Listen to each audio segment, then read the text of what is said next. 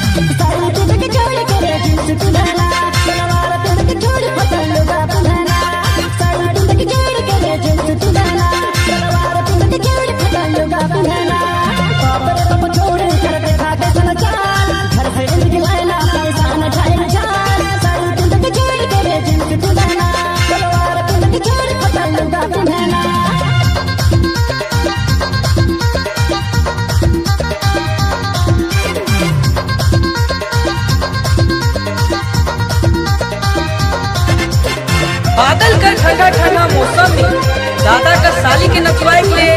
नया गाना लेके आवत है डीजे संयंतो पहाड़ किंगिसपुर माटी काटा कॉलोनी पाड़ा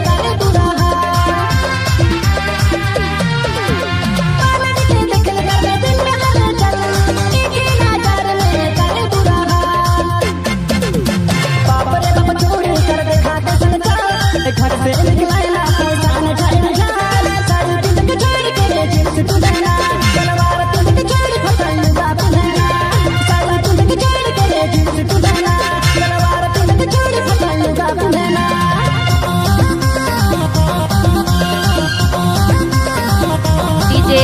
संयंतो पहाड़